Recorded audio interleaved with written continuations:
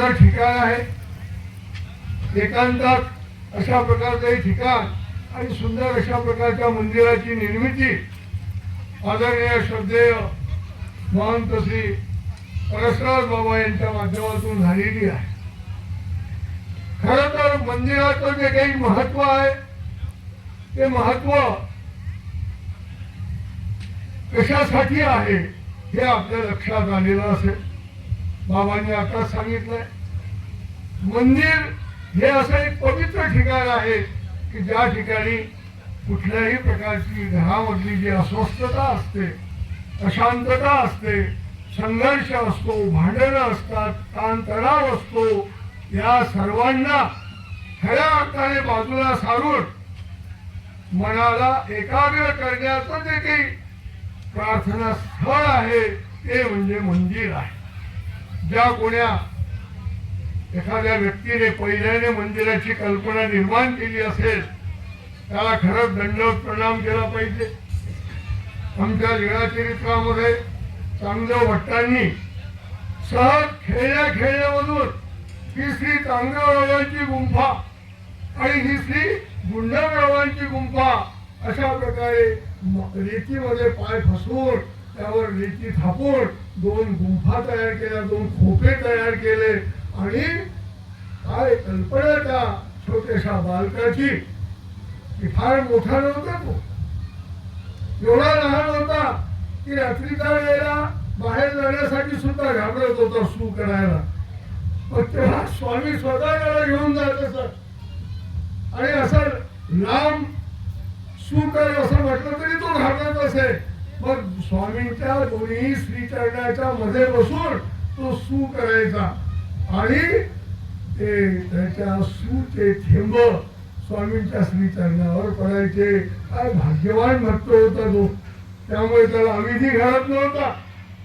त्याच्यावर असलेलं स्वामींचं ते प्रेम, ज्याच्यावर स्वामींचं प्रेम आहे, ज्याच्यावर स्वामींची प्रसन्नता आहे, ज्याच्यावर प्रभूची कृपा आहे, त्याच्याकडून जे काही कार्य घडत असतं ते कार्य सुद्धा परमेश्वराला अत्यंत प्रिय असतं. काही लोकांना वाटतं की अविधीपूर्वक कार्य करून राहिले आहेत, त्यामुळे त्यांना दोष लागत असतील, परंतु तो दयाळू मयाळू कृपाळू परमेश्वर आपल्या भक्तांच्या दोषांनाही गुणामध्ये परिवर्तित करत असतो आणि त्या चांगदेवाच्या जे उडालेले असतात स्वामींच्या श्रीचरणावर ते कौतुकाने स्वामी म्हणतात, बाई सांगा, बाई पहा, त्याने अशा प्रकारे सू केली आणि हा घाबरत होता आणि अशा प्रकारे सू केली, बाहेर मिळून द्यायला आम्ही आणि सारे आमच्या चरणावर सुद्धा शिंतोडे उडाले. आणि मग बाईच हा म्हणायला लागले, अरे बटकुरा, अरे बटिका, असं कुठे असते का? आणि तिने मग चांगले उडा पालू घेऊन यायचा, कपडा घेऊन यायचा आणि स्वामींचे श्रीचरण धुवून द्यायचे. तर सांगायचं तात्पर्य की लीळाचरित्र हा मराठीचा आद्यगद्य ग्रंथ आहे. लीळाचरित्राच्या आधी मराठीमध्ये एकही ग्रंथ निर्माण झालेला नव्हता. मौखिक पद्धतीने सारे जे ग्रंथ म्हणजे विद्वानांच्या पाठ असायचे ते सारे ग्रंथ किंवा त्या साऱ्या ओव्या मौखिक पद्धतीने काही विद्वानांच्या पाठ असत. पण मराठीमध्ये लिखाणाची तोपर्यंत परंपरा सुरू झालेली नव्हती आणि ती परंपरा स्वामी श्री चक्रधर प्रभूंच्या दैनंदिन लीळा क्रीडेमधून त्यांची बांधणी करत असताना श्री नागदेवाचार्यांच्या प्रेरणेने महिम भट्टांच्या माध्यमातून हा लीळाचरित्रातला जो काही अथांग अशा प्रकारचा जो लीळांचा सागर आहे हा ग्रंथ खऱ्या अर्थाने मराठीला पहिल्याने महानुभाव पंथाने प्रदान केलेला आहे. हे मराठी भाषेचं फार मोठं वैभव आहे, हे आम्हाला माहिती पाहिजे. प्रत्येक तमाम मराठी बांधवांना, महाराष्ट्रातल्या तमाम मराठी लोकांना ह्या गोष्टी कळायला पाहिजे की मराठीचा पहिला गद्य ग्रंथ कोणता असेल तर तो लीळाचरित्र ग्रंथ आहे आणि मराठीतला पहिला काव्य ग्रंथ जर कोणता असेल तर तो महदंबा तपस्विनी महदंबेने गायलेला ढवळे श्रीकृष्ण रुक्मिणी स्वयंवराबद्दलचा जो ग्रंथ महाजंबेचे ढवळे म्हणून प्रसिद्ध आहे आणि ते ढवळे म्हणजे ज्यामध्ये शुक्र धवळ कीर्ती ज्यामध्ये गायलेली आहे गोपालकृष्णाची अशा प्रकारचे ते ढवळे प्रसिद्ध आहे. आणि म्हणून महाराष्ट्राच्या सांस्कृतिक इतिहासामध्ये राजकीय इतिहासामध्ये धार्मिक इतिहासामध्ये आणि वैचारिक इतिहासामध्ये खऱ्या अर्थाने जर आपण चिंतन करायला लागलो तर आपल्याला हे दोन महत्वपूर्ण ग्रंथ तर दिसतीलच, पण त्यानंतर मराठीमध्ये 7 ग्रंथांचं फार मोठं अशा प्रकारचं निर्माण कार्य हे महानुभाव संप्रदायातच झालेलं आपल्याला दिसून येतं.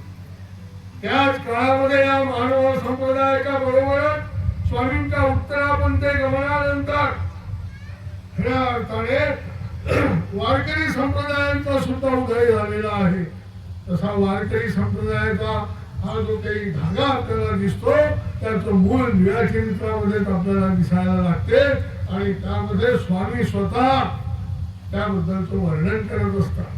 म्हणजे समकालीन असलेले दोन्ही संप्रदाय एकीकडे विठ्ठलाला गोपालकृष्ण समजून होणारी भक्ती आणि एकीकडे कृष्णाला पूर्ण परब्रह्म परमेश्वर समजून होणारी भक्ती खऱ्या अर्थाने या महाराष्ट्रामध्ये समाज सुधारणेचं फार मोठं कार्य करून गेलेली आहे हे आपल्याला कधीही विसरता येणार नाही. म्हणून या भारतामध्ये खऱ्या अर्थाने समाज सुधारणेची जी अनेक ठिकाणी चळवळ झाली असेल पण त्या चळवळीला फार मोठा नंतर म्हणजे अर्थ लाभला नाही, पण महाराष्ट्रामध्ये तो अर्थ लाभला की त्यामुळे संत परंपरा निर्माण झाली. एकीकडे वारकरी संप्रदायांची संत परंपरा निर्माण झाली, एकीकडे महानुभावांची संत परंपरा निर्माण झाली आणि या संत परंपरेतून समाज सुधारणेची चळवळ उभी झाली. जातीपाती विषमता यांचं निर्मूलन होण्याची परंपरा निर्माण झाली आणि समतेचं तत्वज्ञान या महाराष्ट्राला खऱ्या अर्थाने प्राप्त व्हायला लागलं. त्यामध्ये भगवान श्री चक्रधर स्वामींच्या उपदेशाचा फार मोठा सिंहाचा वाटा आहे. कारण स्वामींची प्रत्येक लीला ही जीवाच्या कल्याणासाठी घडलेली आहे आणि म्हणून त्या महानुभाव पंथाचे वैशिष्ट्य आहे की खऱ्या अर्थाने तिथे अज्ञान आणि अन्यथा ज्ञानाचा निराश झालेला आहे, निर्मूलन झालेला आहे. अज्ञानाचं निर्मूलन जर करायचं असेल, अन्यथा ज्ञानाचं निर्मूलन जर करायचं असेल तर प्रत्येक मानवाने मानव तत्वज्ञानाचा अभ्यास केलाच पाहिजे. एवढ्या मोठ्या ताकदीचं हे महानुभाव तत्वज्ञान आहे, हे महानुभावांचं साहित्य आहे. त्या साहित्याचा समाजाच्या सर्व स्तरापर्यंत तळागाळापर्यंत हा विचार पोहोचवण्याचा आपण प्रयत्न केला पाहिजे. आणि हे कार्य खऱ्या अर्थाने जर कुठून होत असेल तर ते मंदिराच्या माध्यमातून होतं. म्हणून मला या निमित्ताने हे सांगावंसं वाटलं की अशा प्रकारे मंदिराची जी संकल्पना आपल्याला जी दिसते ती चांगदेव भटाच्या त्या छोट्याशा म्हणजे भक्तिमय अंतःकरणाच्या माध्यमातून निर्माण झालेली दिसते. याआधी अनेक मंदिरं होते. एक मंदिर असं होतं की त्या मंदिराच्या ठिकाणी स्वामी श्री चक्रधर प्रभू जातात आणि भक्तजनांना सांगतात, अत्यंत प्राचीन मंदिर असतं आणि स्वामी सांगतात की भाई या मंदिराच्या उद्घाटनाला आम्ही आलो होतो, पात्रवाडी टाकून या ठिकाणी आम्ही भोजन केलं.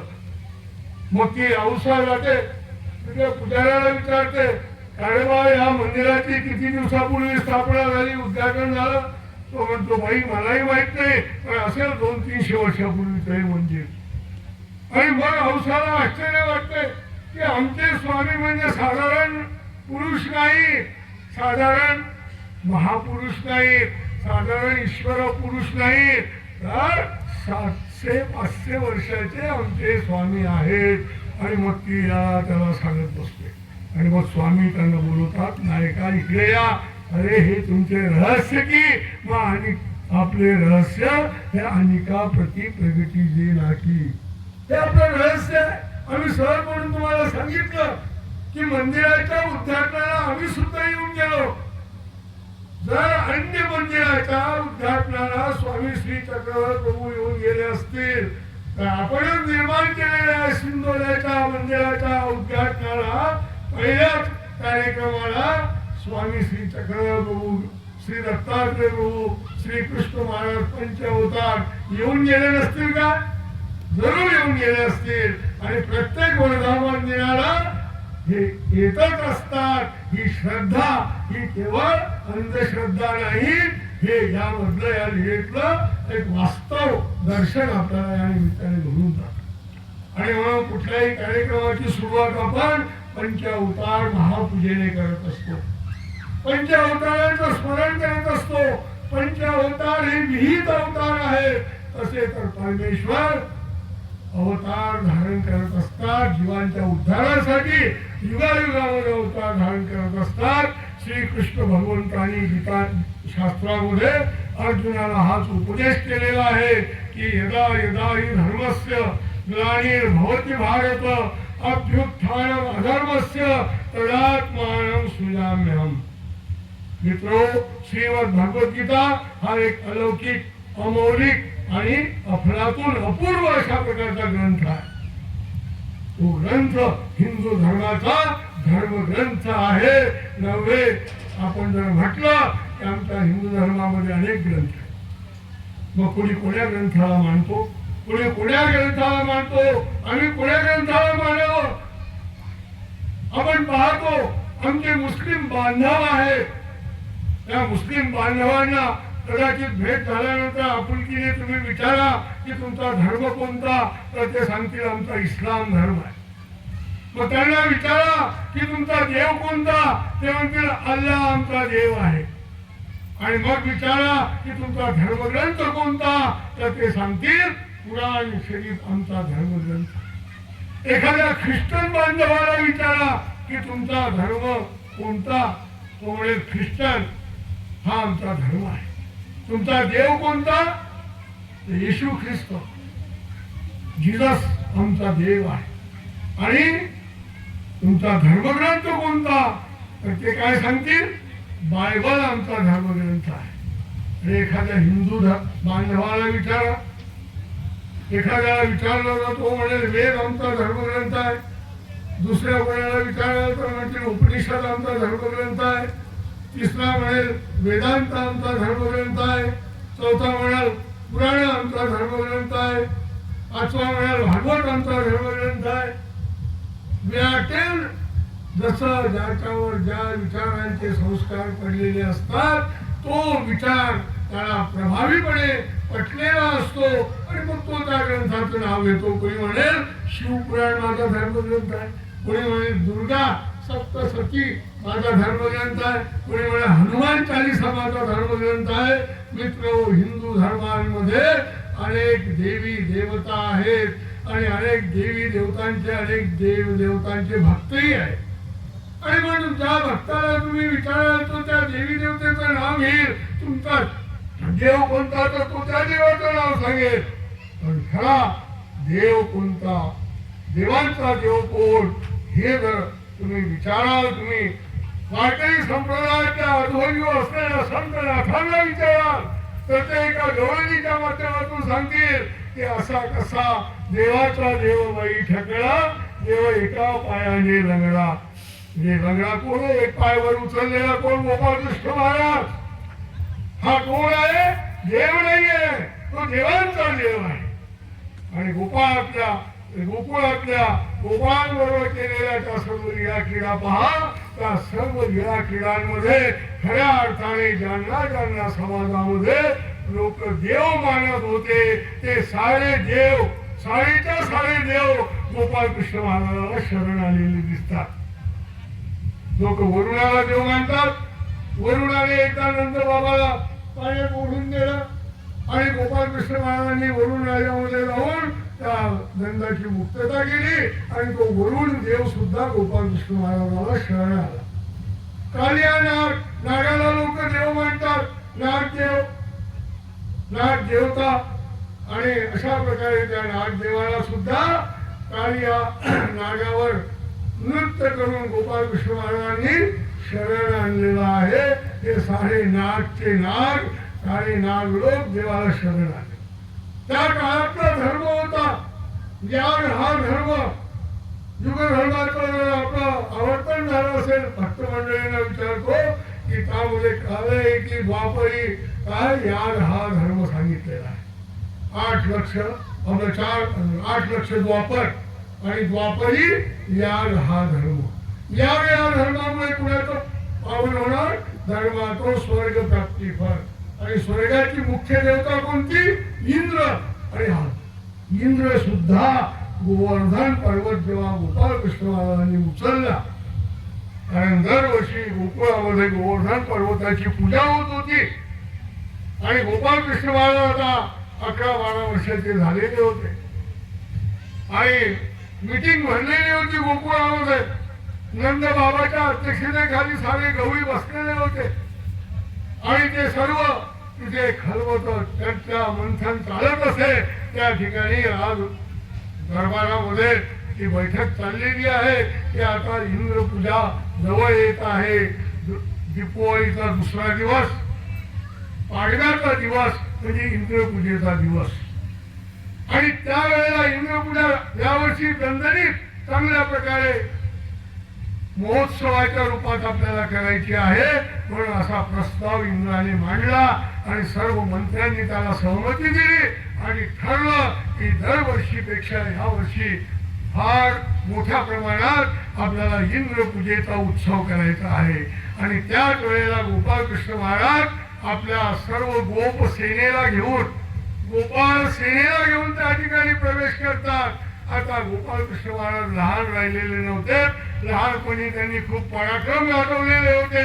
भागवत कथाकार बाबा बसलेले आहेत, खूप सुंदर त्या लीळा सांगत असतात. परंतु त्या लीळा सांगण्यासाठी आपल्याला वेळ नाही. वेळ तर खूप आहे आपल्याला. पत्रिका पाहिली का तुम्ही की 1 वाजून ते प्रवचनाची सुरुवात आहे, तर त्या सुरुवातीला समाप्ती कधीच दिलेली नाही. प्रत्येक पत्रिकेत महाप्रसादाचा कार्यक्रम असतो आणि मग समजून घ्यायचं असतं की महाप्रसाद 2 वाजेला आहे, महाप्रसाद 3 वाजेला आहे, म्हणजे धर्मसभा तिथपर्यंत चालवायची. पण यावर्षी माझं खूप प्रवचन आपण ऐकलं पाहिजे असं बाबांना वाटलं, म्हणून त्यांनी काय केलं, महाप्रसादाचं ते रका लोक असं नाव तेच टाकलं नाही. म्हणजे बोलत बसा आणि तुम्ही श्रोतांना ऐकवत बसा, एवढाच एक व्यापार माझ्याकडे दिला. पण मी तुमच्यावर अन्याय करणार नाही. भुके पेट भजन न होय गोपाला असं म्हटलं जातं. आणि म्हणून आपली जी संस्कृती आहे, आपला जो विचार आहे, मानव संप्रदाय पाहतो, परमेश्वर धर्माचा विचार आहे, या विचाराचं जर मूळ आपल्याला पाहायचं असेल तर ते सर्वज्ञ श्री चक्रधर स्वामींच्या लीळा चरित्रात आपल्याला दिसतं, श्री गोपाळकृष्ण महाराजांच्या चरित्रामध्ये आपल्याला दिसतं, श्री दत्तात्रय प्रभूंच्या चरित्रात आपल्याला दिसतं. आणि त्याचप्रमाणे हंस अवतारांनी जे सरक संकालिकांना ज्ञान दिलेलं आहे त्या ज्ञानामध्ये आपल्याला दिसतं. हे वैलक्ष्य अवतार, परावरत्न असलेले, परावर ज्ञान देणारे अवतार खऱ्या अर्थाने साधन देणारे अवतार असतात. आणि जीवाचा उद्धार करण्यासाठी खऱ्या अर्थाने जे साधन आवश्यक असतं ते म्हणजे ज्ञान साधन. ज्ञान देऊनी उद्धरिती. परमेश्वर अवतार धारण करून काय करतात? जेव्हा धर्मसिद्धीने सांगितलं जेव्हा धर्माला ते ग्लानी येते आणि अधर्म वाढायला लागतो तेव्हा आम्ही अवतार धारण करतो. कशासाठी अवतार धारण करतो? तर परित्राणाय साधूनां विनाशाय च दुष्कृतां धर्म संस्थापनार्थाय संभवामी युगे युगे. मी धर्माची संस्थापना करण्यासाठी युगायुगामध्ये अवतार धारण करतो. आणि म्हणून मानव संप्रदायामध्ये या 5 अवतारांचं जे महत्व सांगितलेलं आहे हे युगायुगामध्ये जीवांच्या उद्धारासाठी झालेले अवतार आहे. आणि हे विहित अवतार आहे.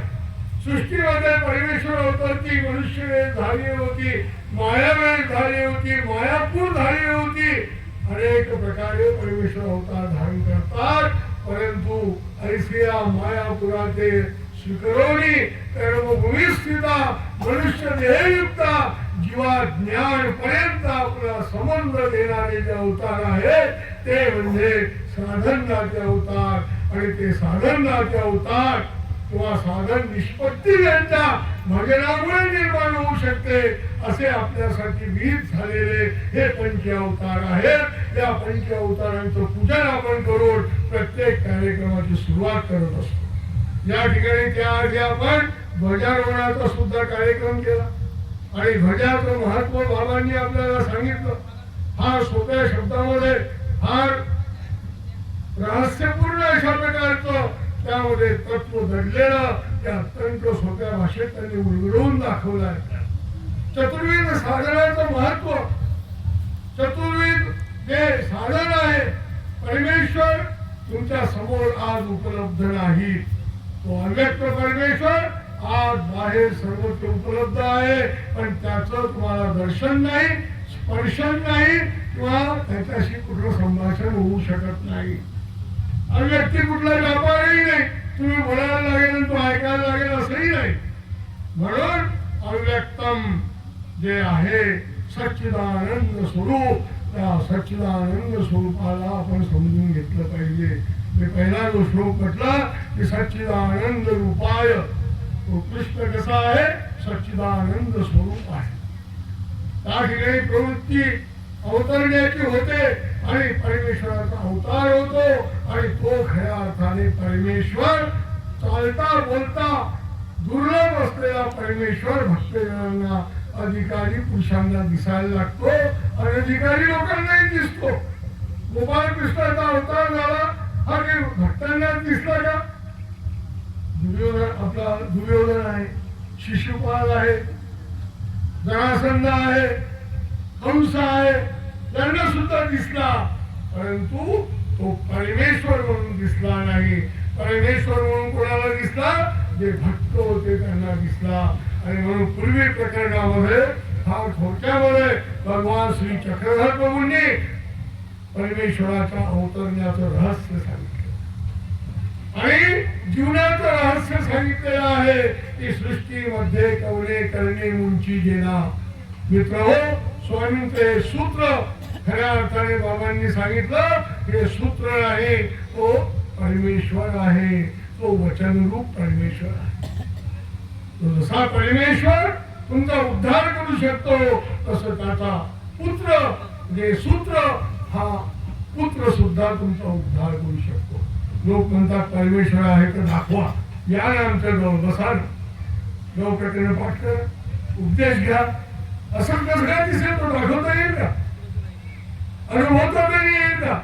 त्यालाच अनुभव होऊ शकतो ज्याला ती दृष्टी आहे, त्या दृष्टीचा ज्या व्यक्तीकडे अभाव होता पण अंतःकरणात एक निर्मळ दृष्टी होती आणि तो म्हटला की मी देवाला पाहू शकणार नाही पण देव तर मला पाहतो ना. बाबांनी आता सांगितलं ही भावना आपल्यात असली. देव दाखवा म्हणणाऱ्यांचा अज्ञान आहे. हा प्रश्नच मुळामध्ये अज्ञानमूलक आहे आणि अज्ञानमूलक प्रश्नाला कुठेही ज्ञानपूर्वक उत्तर देता येत नाही. कारण प्रश्न कसे असले पाहिजे हे गीतेमध्ये भगवान गोपालकृष्ण महाराजांनी सांगितलं की तद्विधी प्रणिपातेन परिप्रश्नेन सेवया उपदेक्षन्ति ते ज्ञानम ज्ञानिना तत्वदर्शिना. हे तत्वदर्शी ज्ञानी जे लोक आहेत यांची सेवा केली पाहिजे आधी. आणि म्हणून बाबांनी त्या ध्वजाचं महत्व सांगत असताना चतुर्विध साधनाच्या सेवेचं जे महत्व सांगितलं ते यामुळे सांगितलं की त्या सेवेतून तुमचा अधिकार निष्पन्न होत असतो. ज्ञान तर सर्व ऐकतात, परमेश्वर तर सर्व पाहतात, पण परमेश्वर आहे असं सर्वांना वाटत नाही. ज्ञान सर्वच ऐकतात पण हे ज्ञान आहे असं सर्वांनाच वाटत नाही. ते कुणाला वाटतं ज्यांना भूत भजनाचा अधिकार घडलेला आहे, ज्यांना चतुर्विध साधनाची सेवा घडलेली आहे त्यांना ज्ञानच काय परमेश्वर प्रेम सुद्धा देऊ शकतात. एवढं तुमचं महत्व आहे, एवढं तुमचं साधू संतांचं महत्व आहे आणि साधू संतांनी हे आपलं महत्व जपलं पाहिजे. आता आम्ही येत होतो लोकांवर आणि ते कोणतं गाव आहे तिथून वळलो, अंबारा फाट्यावरून वळलो आणि तिथे दोन ऑटो दिसले. त्या दोन ऑटो मध्ये भरगच्च असे साधू भरलेले दिसले आणि मी सहजपणे हात जोडला दोन्ही मध्ये असलेल्या साधू. माझ्यासोबत माझा कधी येत नाही, माझ्यासोबत तो आमचं मकर डोकं कधी सोडत नाही, पण तो माझा शिष्य चिरंजीव रुपेश तो हसला आणि बाबा तुम्ही त्यांना दंडवत केला पण त्यांनी तर पाहिलंही नाही. तुम्ही त्यांना दंडवत केला त्यांचं तर लक्षही नाही. तुमचा दंडवत वाया गेला म्हटलं. मी त्याला म्हटलं माणसा अरे पोरा विचार कर की मी त्यांना दंडवत केला हे त्यांना माहिती नसेल, पण माझ्या देवाला माहिती आहे की मी साधू दिसल्याबरोबर दंडवत केला. आमच्या समोर तर साधू आले तरी आम्हाला दंडवत करण्याची इच्छा होत नाही. ही साधू संतांबद्दल नव्हे त्या वेशधाऱ्यांबद्दल ही अंतःकरणात आपल्या आपुलकी असली पाहिजे. हा विचार अत्यंत महत्वाचा आहे की चतुर्वेद साधनाची सेवा केल्याशिवाय परमेश्वराचं दर्शन होत नाही. आणि म्हणून परमेश्वर कुणालाही दिसत नाही. परमेश्वर आहे अव्यक्त परमेश्वर कुणाला दिसत नाही. सच्चिदानंद घन स्वरूप परमेश्वर आमच्या आत बाहेर सर्वत्र व्यापक आहे. तो आम्हाला दिसत नाही, तो कुणाला दिसत नाही. आणि विज्ञान सुद्धा सांगतो की जे जे अव्यक्त आहे ते ते व्यक्त झाल्याशिवाय दिसत नाही. आता विज्ञानाने एक प्रयोग केला, गॉड पार्टिकल शोधून काढला. मानव तत्वज्ञानाचा जर अभ्यास केला तर आपल्या असं लक्षात येईल की हा जो वैज्ञानिकांनी विज्ञानाच्या माध्यमातून जो गॉड पार्टिकल नावाचा एक सूक्ष्म अणू शोधून काढला, हा महानुभावाच्या तत्वज्ञानाचा जर विचार केला तर महानुभावांच्या कारण परमाणूपेक्षा फार मोठा आहे. तो कारण परमाणू जर परमाणू एवढा असेल तर हा गॉड पार्टिकल डोंगरा एवढा आहे. म्हणजे विज्ञान सुद्धा तिथपर्यंत राहू शकलं नाही, पण त्यांनी हिंमत सोडली नाही की एक दिवस आम्ही त्या कारणापर्यंत पोहोचू. पण मित्र हो, अध्यात्माचा हा जो मार्ग आहे हा मार्ग पत्करल्याशिवाय त्या कारण परमाणूपर्यंत पोहोचता येत नाही. जीव देवता प्रपंच आणि परमेश्वर त्या ध्वजाच्या चार गुणाचा आपण विचार करायचा म्हटलं तर हेही करता येईल आपल्याला. या चार पदार्थांचं जे ज्ञान आहे हे जोपर्यंत आपल्याला होत नाही तोपर्यंत आपल्याला आध्यात्मिक विकास करता येणार नाही. आणि म्हणून म्हटलं जातं की विज्ञान जिथे संपतं तिथून अध्यात्म सुरू होतं. विज्ञान जे आहे ते आपल्या सुख सुविधेसाठी आहे. सुख साधनामध्ये विज्ञानाचा उपयोग केला जातो. केवळ सुख साधनामध्येच नाही, आज इस्रायल, अमेरिका आणि इराणचं युद्ध पहा, रशिया किंवा युक्रेनचं युद्ध पहा, त्यामध्ये शस्त्रास्त्र वापरल्या जातात. हे विज्ञानाचं फळ आहे. आणि हे विज्ञानाचं फळ केवळ सुखासाठी नाही, दुःख देण्यासाठी कारणीभूत ठरत आहे. म्हणजे विज्ञान तुम्हाला सुखही देऊ शकत नाही, विज्ञान तुम्हाला दुःखही देऊ शकत नाही. ते सुखही देते आणि दुःखही देते. सुख दुःख मिश्रित अशा प्रकारचे भोग विज्ञानाने आपल्याला भोगायला मिळतात. आणि म्हणून खऱ्या अर्थाने जीव देवता प्रपंच आणि परमेश्वर या चार नित्य तत्वाचा बोध जोपर्यंत आपल्याला होत नाही तोपर्यंत या जगाचं आणि जीवनाचं रहस्य आपल्याला लक्षात येत नाही. आणि ते ज्ञान आपल्याला या साधू संतांची, या धर्मग्रंथांची, या सर्व परमेश्वर अवतारांची जोपर्यंत आम्ही उपासना करत नाही, भजन पूजन करत नाही तोपर्यंत आम्हाला प्राप्त होत नाही. आणि म्हणून अशा या वर्धापन दिनाच्या निमित्ताने त्या सर्व साधू संतांना आमंत्रित केलं जातं. त्या परमेश्वराच्या तत्वचिंतनाचा अभ्यास केला जातो. आणि हा विचार प्रवाह 800 वर्षापासून कलियुगामध्ये युगावतार असलेले, युगाच्या निष्ठाते असलेले सर्वज्ञ श्री चक्रधर प्रभू यांनी हा विचार आपल्याला दिलेला आहे. मित्रांनो, हे विचार संत परंपरेमध्ये प्रसारित झालेले आहेत. आणि हेच विचार आपल्याला वारकरी संप्रदायामध्ये दिसून येतात. हरिपाठाचा उल्लेख बाबांनी केला. देवाचे द्वारी उभा क्षणभरी तेथे चारही मुक्ती साधल्या जातात. या मुक्तींचा उपयोग आपल्या जीवनासाठी कोण्या मुक्तीचा कसा उपयोग आहे हे आपल्याला कसं प्राप्त होऊ शकतं हे ब्रह्मविद्येचा अभ्यास केल्याशिवाय मिळत नाही. हरिपाठामध्ये अजून एक श्लोक आहे, सत्पदते ब्रह्म चित्पदते माया आनंदपदी म्हणती हरी दया. सच्चिदानंद स्वरूप परमेश्वराचा बोध खऱ्या अर्थाने जो व्हायला पाहिजे तो खऱ्या अर्थाने या ओळीपासून झाला पाहिजे, पण तो होत नाही. तिथे सर्व ब्रह्म घोटाळा केला जातो. सत म्हणजे काय, चित म्हणजे काय, आनंद म्हणजे काय हे ब्रह्मविद्येचा अभ्यास किंवा भगवद्गीतेचा अभ्यास झाल्याशिवाय आपल्याला कळत नाही. आणि म्हणून ब्रह्मविद्येचा जो काही विषय आहे, ब्रह्मविद्येची मांडणी जी आहे, ब्रह्मविद्येची सारखी वाटणी इतर विद्यांचा ठाई आहात. ब्रह्मविद्येचे सारखे सिद्धांत इतरत्र आपल्याला पसरलेले दिसतात, म्हणून त्यांना ती ब्रह्मविद्या कळाली असा त्याचा अर्थ होत नाही. गीतेमध्ये सांगितलेलं इतरत्र आपण जा, वेदांत दर्शनाचं फार मोठं महत्व वेदांत सिद्धांत जाणणारे सांगतात. गुरु जवळ विद्यार्थी जातो आणि तो विचारायला लागतो, तत्वाचं चिंतन सांगितलं जातं. हे दृश्यरूप सर्व जे काही जग दिसतं हा भासरूप आहे, आभास आहे. ज्याप्रमाणे शिंपल्यावर चांदीचा आभास होतो, दुरीवर सर्पाचा आभास होतो, त्याप्रमाणे जगावर म्हणजे ब्रह्मावर या जगाचा आभास होतो, असं गुरु तिथे निरूपण करतात. आणि मग विद्यार्थी विचारतात की गुरुजी हे सारे जग म्हणजे मग नेमकं काय आहे? म्हणजे हे सर्व जग म्हणजे ब्रह्मच आहे. सर्वम खल्विदम ब्रह्म, सर्वम खलु इदम ब्रह्म. इदम म्हणजे हे सारं जग, खलु म्हणजे खरोखर ब्रह्मच आहे. सर्वम सर्व जे जग चेतन सचराचर जे काही आहे ते सर्व ब्रह्मच आहे. शिष्याला अजून प्रश्न पडतो की हे सारं ब्रह्म आहे. मग गुरुजींना तो विचारतो की गुरुजी मग आपण कोण? आपण इथं जगात आहोत, मग आपण कोण? म्हणजे अहम ब्रह्मास्मी, मी ब्रह्म आहे.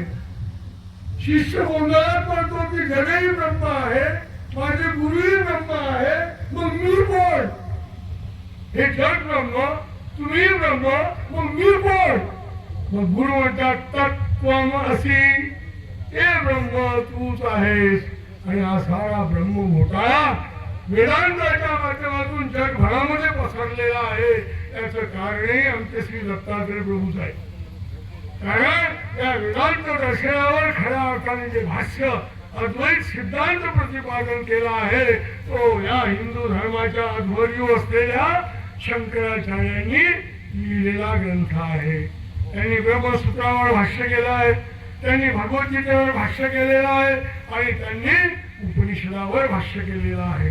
आणि उपनिषद, ब्रह्मसूत्र आणि भगवद्गीता हे प्रस्थानत्रयी जे आहेत या प्रस्थानत्रयींना वेदांत दर्शन म्हटलं जातं. आणि या वेदांत दर्शनामध्ये संपूर्णपणे अद्वैत सिद्धांत सांगितला आहे.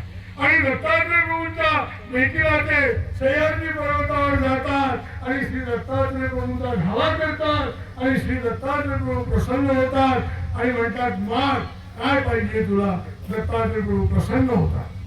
दत्तात्रय प्रभू परमेश्वर अवतारामध्ये श्री दत्तात्रय प्रभू आणि देवतांमध्ये महादेव हे दोन असे आहेत की अत्यंत तळमळ धनातून कोणी जर भक्ती करत असेल तर हे लवकरच प्रसन्न होतात. देवतांमध्ये महादेव लवकरच त्यांच्या भक्तांना प्रसन्न होतो, पण आपला जो संभव आहे की नाही आहे हे त्यांना कळत नाही.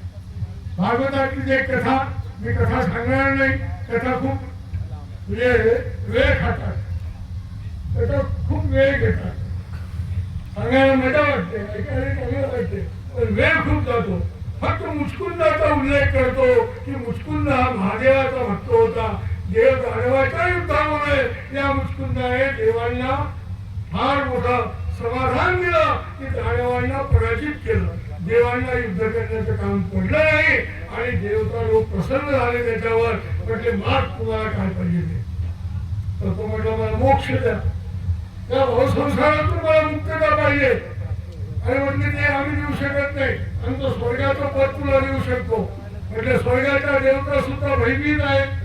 दानवांच्या असुराच्या घाणीमुळे मी पडेन हा घात करण्याची आहे. तिथे स्वर्गाचेही सुख मला नको. आणि मग सर्व देवांनी धावा केला. तुम्ही म्हटले महादेवाचे भक्त आहे, तुमचा उपास्य दैवत जे आहे त्यांनाच तुम्ही मागे आता. म्हणजे काय पाहिजे. तरी सर्व देवांनी महादेवाची भक्ती केली, उपासना केली, प्रार्थना केली आणि महादेव पटकन तिथे धावून आले. म्हणजे याने आमच्यासाठी खूप काम केलं, उचलून झाले. आता याला वर जायचा हा म्हणतो मोक्ष पाहिजे. हा मोक्ष आम्ही देऊ शकत नाही. मोक्ष इच्छांती देवता, देवता सुद्धा मोक्षाची इच्छा करतात. त्या काय मोक्ष देणार भक्तांना. महादेव म्हटलं हीच गोष्ट माझी पण आहे. मी मोक्ष देऊ शकत नाही. त्या परमेश्वराच्या आज्ञेने त्या सृष्टीचा कारभार करण्याचं काम आम्ही करत असतो. मीही मोक्ष देऊ शकत नाही. आम्ही सुद्धा मोक्षाची अपेक्षा करत असतो. मात्र तुला कैलासाचं सुख पाहिजे असेल तर मी ते द्यायला तयार आहे. महादेव प्रसन्न झाले. हा भक्त असा मिळाला महादेवाला की तो कैलासाचं सुख सुद्धा नाकारणारा मिळाला. ते म्हटलंय कैलासाचंही सुख नको. कम सुखम लास विलास. त्याला म्हणायचं कैलास. कधीतरी त्या सुखाचा लास होणार, ऱ्हास होणार. ते नित्य आहे का? चिरशांती तिथे मिळेल का? म्हटलं नाही. काही काळ तुला फळ मिळेल, आनंद मिळेल. नाही म्हटलं मला मोक्ष पाहिजे. पुऱ्या जन्ममृत्यूच्या चक्रात मला यायचं नाही. मग म्हटले एक काम करा. जो कोणी मला मोक्ष देणारा आहे त्याचं नाव मला सांगा, मी त्याच्याकडे जातो. आणि मग महादेवाने डोळे बंद केले, ध्यान केलं, चिंतन केलं, परब्रह्म परमेश्वराचं चिंतन केलं. त्यांच्या ठिकाणी एक सामर्थ्य असतं, ते तरी आम्हालाच पुरवावं लागतं असं स्वामी सुद्धा सांगतात. आणि महादेवाला प्रेरणा झाली आणि महादेवाने डोळे उघडून प्रसन्न वदनाने, स्वास्य वदनाने त्याला म्हटलं की भल्या माणसा, तुला मोक्ष पाहिजे ना, आज मोक्ष देणारा अवतार खूप आहेत परमेश्वराचे, परंतु तुझा अधिकार त्या ईश्वर अवताराकडून मोक्ष मिळवण्याचा नाही. तुझा अधिकार जो आहे तो द्वापारयुगाच्या शेवटच्या चरणामध्ये गोपाल कृष्ण महाराजांचा अवतार होईल, ते तुला मोक्ष देतील. आणि मग गोपाल कृष्ण महाराज गोकुळातल्या क्रीडा आटोपून 12 वर्षाच्या क्रीडा, एखाद्या वेळेस भागवत लावा तुम्ही, त्या साधा सांगते बाबा कथा. त्या 12 वर्षाच्या क्रीडा आटोपून मथुरेत आले, कंसवध केला. कंसवधानंतर परावर ज्ञानशक्तीचा स्वीकार विश्राम घाटावर केला. मित्र, गोपाल कृष्णाच्या कुठल्याही स्थानाबद्दल निश्चिती नसेल, पण गोवर्धन पर्वत आणि विश्राम घाट हे 2 स्थान असे आहेत की जे पवित्र स्थान आजही संरक्षित आहेत. जसेचे तसे आहेत. तिथे जा, वंदन करा, निश्चित तुम्हाला प्रसन्नता लाभल्याशिवाय राहणार. तर विश्राम घाटावर श्रीकृष्ण महाराज बसले. परावर ज्ञानशक्ती स्वीकार केली, आई वडिलांची मुक्तता केली आणि त्या कंसाच्या वडिलाला उग्रसेनाला त्या ठिकाणी मुक्त केलं आणि राजगादीवर बसवलं. पण इकडे कंसाचा जो सासरा होता तो खवळला जरासंध आणि 17 वेळा त्याने मथुरेला आक्रमण केलं आणि 17ही वेळेला बलराम दादा आणि गोपाल कृष्ण महाराज या दोघांनीच ते परिचक्र परतवून लावलं.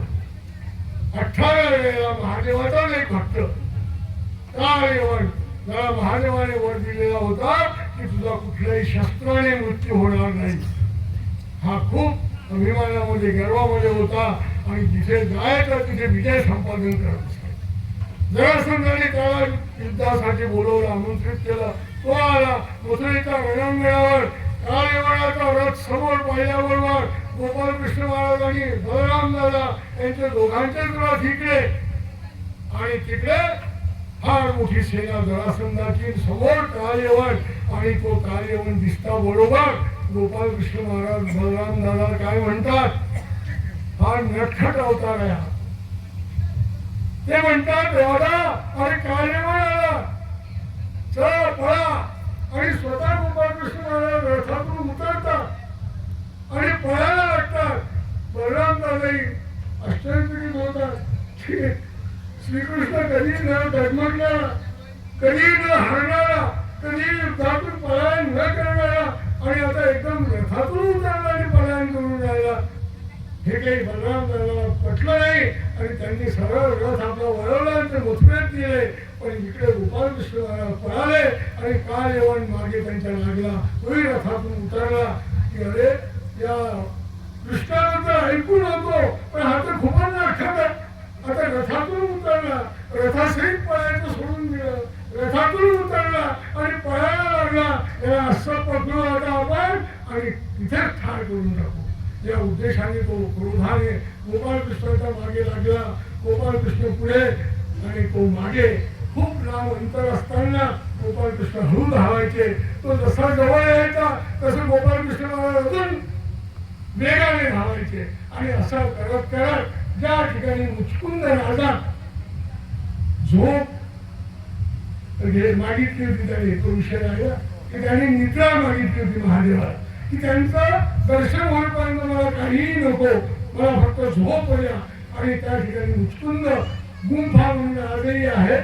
धवलपूरला जर तुम्ही गेले, आग्र्याच्या अलीकडे त्या स्थानाचा शोध पहिल्याने आम्ही केला म्हणतात. धवलपूरला मुचकुंद गुंफा आहे आणि त्या मुचकुंद गुंफेमध्ये मुचकुंदाचा मोठा महालही त्या ठिकाणी आहे आणि गुफा आहे. त्या गुफेमध्ये मुचकुंद राजा झोपलेला होता आणि गोपालकृष्ण महाराज त्या गुंफेत शिरले, त्या मोठ्या कुहकामध्ये विवरामध्ये शिरले. हे लांबून कालयवण्याने पाहिलं आणि मुचकुंदाच्या अंगावर भगवान गोपालकृष्ण महाराजांनी आपला पितांबर शेला जो असतो पिवळा शेला टाकलेला आहे, पांघरून दिले त्याला आणि स्वतः त्या विवरामध्ये आत जाऊन लपले. आणि इकडे काल येऊन म्हटलं हा फारच नटखट पोरगा आहे, हा काय पळतोय, जवळ येतो आणि लांब पळतो आणि या विवरामध्ये शिरला, त्याला आपण याला इथेच आता ठार करू म्हणून तो आत जातो आणि जोराने हसायला लागतो की वा रे कृष्ण, एवढा पळाला इथे सारसूरपणे झोपला. आणि म्हणून त्याला मोठा क्रोध येतो आणि क्रोध आल्यानंतर काय होतं की एक लाट तो त्या मुचकुंदाच्या कमरेत मारतो, झोपलेल्या अवस्थेमध्ये मारतो.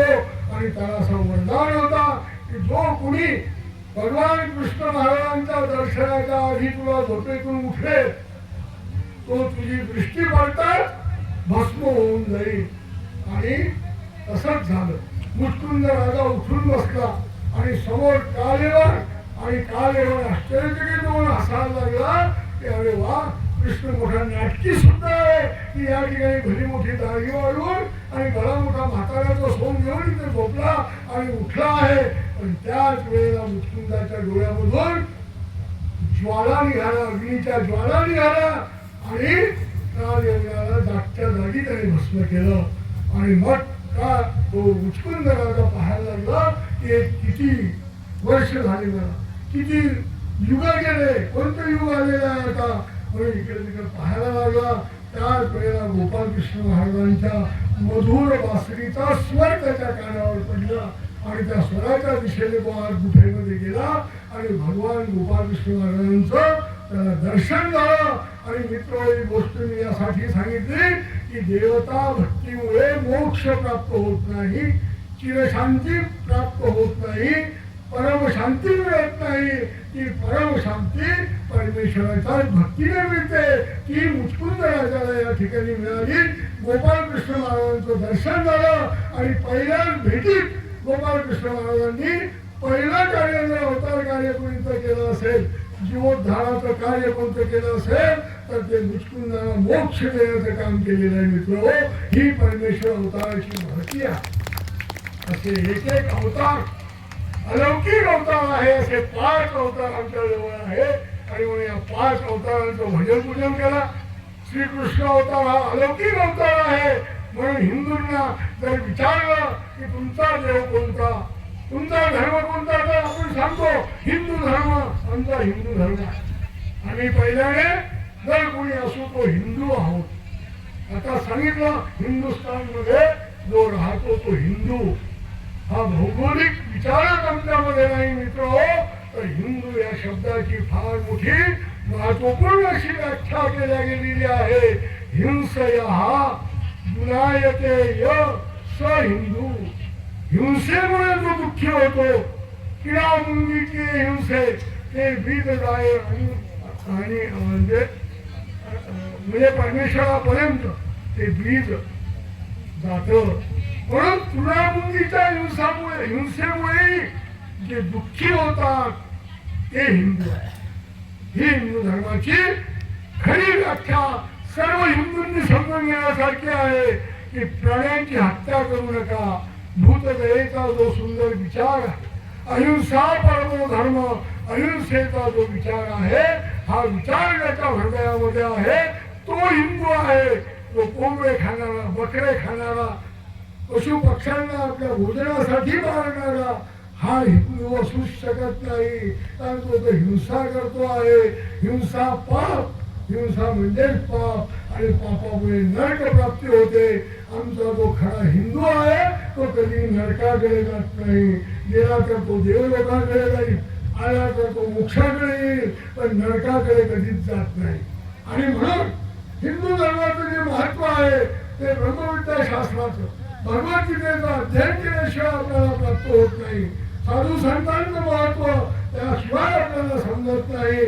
म्हणून आजच्या या वर्धापन दिनाच्या सभेमध्ये मी शेवटचं आवाहन करतो की मित्र हो, कोणाच्याही पाठीमागे लागू नका. काय ऐकतो आपण टीव्हीवर, काय ऐकतो आपण मोबाईलच्या बातम्यांमध्ये, कोणी एक ग्रस्त माणूस भविष्य सांगतो आणि लोक, साधारण लोक नाही, अज्ञानी लोक नाही, अडाणी लोक नाही, तर उच्च विद्याभूषित असलेले लोक, गर्वाने त्यांची मान ताट असते साधू संतांच्या समोर, ते लोक अशा ठाकूर माथूर भोंदू बाळाच्या मागे लागतात. कीव येते कीव या महाराष्ट्राची. आणि संत लोक जे पोट तिरकीने तुम्हाला उपदेश करतात तो यासाठी करतात, गुडकी हे जन देखवे ना डोळा, मराठी कळवळा येत असे.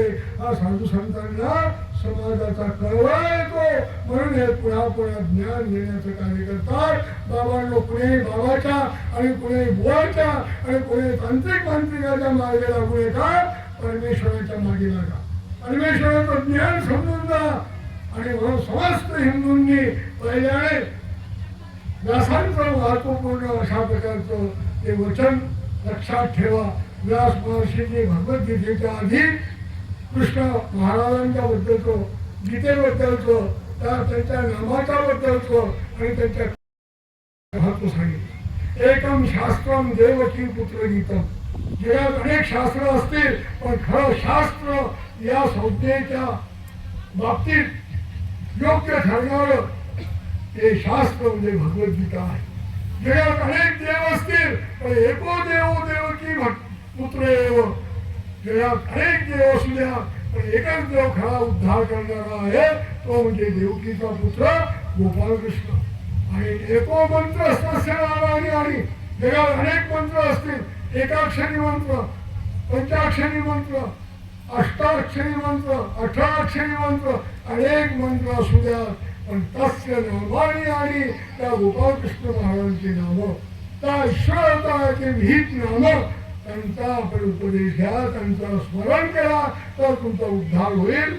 आणि तुमचं कर्म एकच असू द्या, ती म्हणजे त्या देवाची सेवा.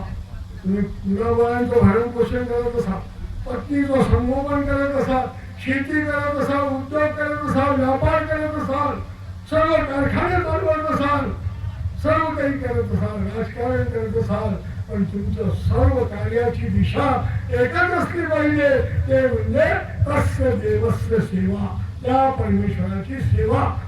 या हेतूने मी सर्व कर्म करतो. निष्काम कर्माचा आचार करा. आणि म्हणून आमच्या हिंदूंना एकच गोष्ट सांगता आली पाहिजे.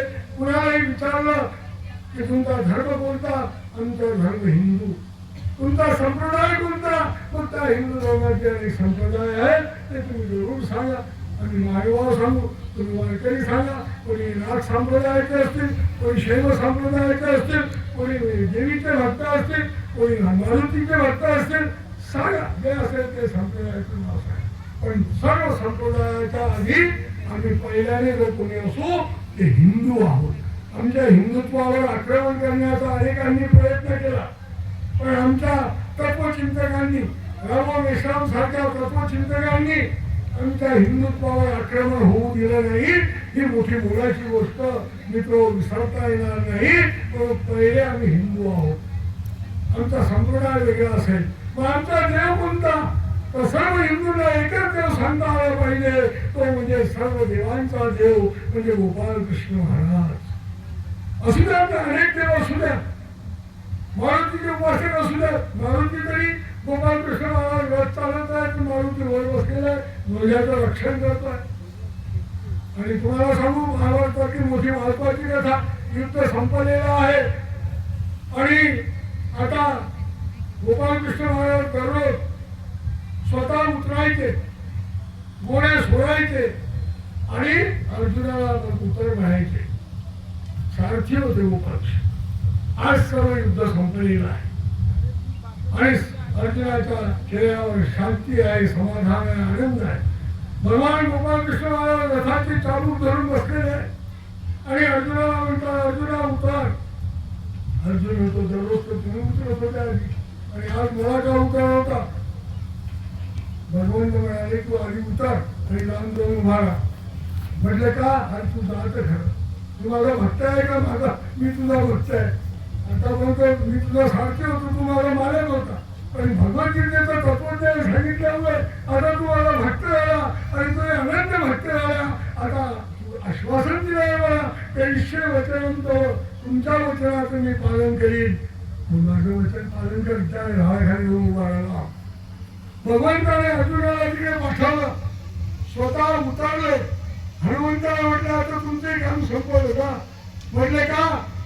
आधी तर तुम्ही उतरायचे, घोडे सोडायचे, मग नंतर मी उतरत होतो. मग अर्जुन आणि म्हटले का तुम्ही बाजूला व्हा म्हटले.